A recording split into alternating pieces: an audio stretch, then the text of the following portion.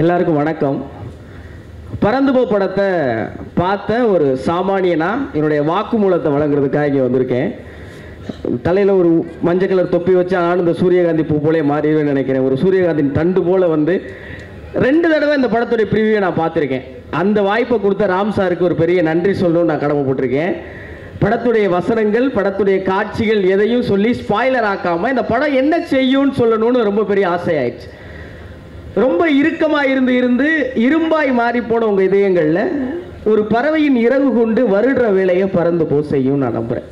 ஒரு சாதாரண வாழ்க்கையிலிருந்து அசாதாரண வாழ்க்கைக்கு, ஆர்டினரி லைஃப்லேருந்து எக்ஸ்ட்ராடினரி லைஃபுக்கு வேகமாக இயங்கிக்கிட்டு இருக்க நம்ம யதார்த்த வாழ்வின் இனிமைகளை மறந்துட்டோம்ல. நம்மளை தோளில் தட்டி பாஸ் இதை பார்க்க மறந்துட்டீங்க அப்படின்னு சொல்கிற வேலையை பறந்து போ பண்ணும் நான் நம்புகிறேன். இன்னும் கூட சொல்லணும்னா, கடிவாளம் கட்டின குதிரை மாதிரி வேகமாக ஓடிக்கிட்டு இருக்க நம்ம பக்கத்தில் நம்ம காதோரமாக வந்து காதலி அல்லது காதலனுடைய குரலில் ரொம்ப சிரமப்படாத, லைஃப் அவ்வளோ கஷ்டம்லாம் இல்லை அப்படின்னு சொல்லி நம்மளை ஆறுதல் படுத்தி ஆசுவாசப்படுத்தி உச்சிநிலையில் ஒரு முத்தம் கொடுத்து ஒரு ஓரமாக உட்கார வச்சு மூச்சு வாங்க வைக்கிற வேலையை பறந்து போ பண்ணோம். இன்னும் உங்களுக்கு எளிமையாக சொல்லணும்னா, இப்போ நான் சொன்னது போல கடுமையான உதாரணங்கள்லாம் இல்லாமல் நாமுத்துக்குமாரனுடைய கவிதைகளை போல பறந்து போ அப்படின்னு சொல்லி உங்களை பறந்து போக வைக்கிற வேலையை இந்த படம் பண்ணிடும். ராம் சார் இந்த படத்தில் என்ன பண்ணியிருக்காங்கன்னா, ஜென்சி ஜெனரேஷனையும் அவங்கள புரிஞ்சிக்க முடியாமல் கெஞ்சிக்கிட்டே திரிகிற மற்ற ஜெனரேஷனையும் கூப்பிட்டு 2 பேருக்கு நடுவில் இருக்கிற பாலத்தில் ஒரு சூரியகாந்தி பூவை நட்டு வச்சு, நீங்கள் வா நீங்கள் வா, உன் பூ 30 வருஷம் முன்னாடி முத்தி போயிடுச்சு உண்மைதான், உன்ட்டு இப்போதான் பூத்து இருக்கு 2 ஆனால் சூரியகாந்தி தான் அப்படின்னு அந்த இடைவெளியை ரொம்ப சுருக்கி அப்பா அம்மாவை இன்னொரு பக்கம் கூப்பிட்டு, குழந்தைகள் தான் உலகம்னு நம்பிக்கிட்டு இருக்கீங்கல்ல, குழந்தைகளுக்கு ஒரு உலகம் இருக்குது, அதை போய் பாருங்கன்னு மண்டையில் லேசாக செல்லமாக ஒரு கொட்டு வச்சுருக்காங்க.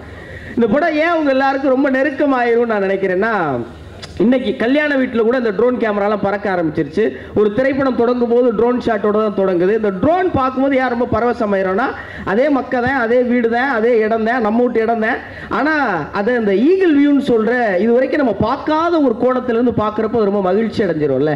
இதுதான் பறந்து போ. பறந்து போல நீங்கள் அகில உலக சூப்பர் ஸ்டார் சிவா அவர்கள், அஞ்சலி மேடம், எல்லாருமே நீங்கள் இங்கே இருக்கிற எல்லா ஆர்டிஸ்டையும் பார்க்கும்போது இல்லை ராம் சார்லாம் பார்க்கறது கடந்து கொஞ்ச நேரத்துக்கு அப்புறம் நீங்கள் உங்களை பார்க்க ஆரம்பிச்சிருவீங்க.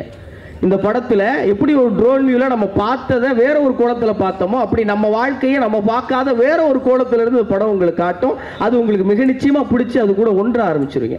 இந்த படத்தில் நிறைய கோமாளித்தனங்கள் இருக்கலாம். படம் பார்க்கும்போது நீங்களே கோமாளியாக மாறிடுவீங்க.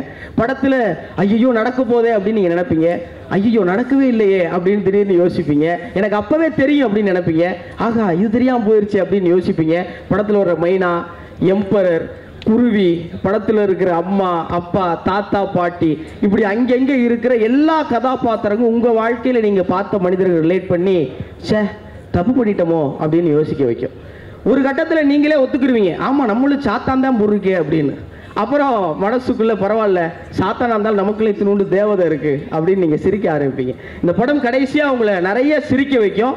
அப்புறம் வீட்டுக்கு வந்தோடனே கொஞ்சமாக சிந்திக்க வைக்கும். நம்ம தேவைன்னு நினைக்கிற எல்லா தேவைகளும் நமக்கு தேவைதானாங்கிற தேவையான கேள்வியை ராம் சார் எழுப்பியிருக்கிறாங்க. இந்த ஊரில் ஒரு கதை சொல்லுவாங்க, என்னென்னா ஒரு தென்னை கொண்டானா வீட்டில் புதுசாக திடீர் பணக்காரனாகி ஃப்ரிட்ஜு, வாஷிங் மிஷினு இது பூரா வாங்கிட்டு திண்ணையில் படுத்துருந்தானா. ஏன்னா எல்லாத்தையும் வாங்கிட்டு வந்து வெளியே படுத்துருக்கேன், வக்கிய இடம்ல மாப்பிள்ள தான் வெளியே படுத்துருக்கேன் அப்படின்னா, தேவைகளுக்காக நம்மளா இல்லை நமக்காக தேவைகளா அப்படிங்கிற தேவையான கேள்வியை ராம் சார் எழுப்பி இருக்கிறாங்க. காதலித்து கொண்டிருப்பவர்கள், காதலை கொன்று கொண்டிருப்பவர்கள், காதலுக்காக காத்திருப்பவர்கள் எல்லோருக்கும் பிடித்த க்ரஷ்ஷாக பறந்து போயிருக்கும் நான் நம்புகிறேன். கல்யாணம் ஆகி 10 வருடம் ஆனவங்க, அதை நெருங்க இருக்கிறவங்க, கல்யாணம் ஆகாதவங்க, ஆக போகிறவங்க, எனக்கெல்லாம் கல்யாணம் ஆகுமா அப்படின்னு ஏங்குறவங்க, எனக்கெல்லாம் கல்யாணம் வேணான்னு எதுக்குறவங்க எல்லாருடைய திருமண அழைப்புகளையும் நீங்கள் ராம் சாருக்கு அனுப்பாத போதிலும் அவருடைய திருமண பரிசு உங்கள் எல்லாருக்கும் ஜூலை 4ஆம் தேதி வரப்போகுது. அந்த திருமண பரிசை பெற்று உங்கள் வாழ்க்கையை இன்னும் இன்பமயமாக நீங்கள் மாற்றுறதுக்கு என்னுடைய வாழ்த்துகள். அந்த பரிசை வாங்கிட்டு வெளியே வரும்போது என்னை மாதிரி பரிதாமல் ஒரு தம்பி மைக்கும் கேமரா வச்சுட்டு நிற்பேன், அவன்கிட்ட உங்கள் ரிட்டன் கிஃப்டான அந்த கமெண்ட்ஸை மறக்காமல் சொல்லிடுங்க. ஜூலை 4 உங்கள் வாழ்க்கை இன்னும் இன்பமாயிட்டு அப்படியே அந்த குடும்பத்தை கூட்டிகிட்டு 3 BHKல குடி போகிற முடிஞ்சால் அவங்க எல்லாருக்கும் என்னுடைய நன்றி. இந்த வயசில் எனக்கு வில்லுப்பாட்டு பார்த்த மாதிரி ரொம்ப பரவசத்து கொடுத்துருச்சு. படம் முழுவதும் இசையை கொடுத்த அண்ணன் சந்தோஷ் தயாநிதி அவர்களுக்கு ரொம்ப ரொம்ப மகிழ்ச்சி. மகிழ்ச்சி. அப்புறம் இந்த படம் முழுவதும் இருக்கிற பாட்டுனா சூரியகாந்தி இஸ் ஃபார் லெஜெண்ட் ஒன்றும் புரியல. படம் போனதுக்கப்புறம் தெரியுது மதன் கார்கின் எவ்வளோ பெரிய லெஜெண்டா அப்படின்னு. அண்ணனுக்கு ஒரு பெரிய வாழ்த்துக்களை நீங்கள் எல்லாரும் ஒரு கைதட்டலாம் கொடுக்கணும்னு நினைக்கிறேன். நன்றி. Thank you so much. நீங்கள் பேசுறதுமே ஒரு வில்லு பாட்டு மாதிரி தான் இருந்தது. Thank you so much.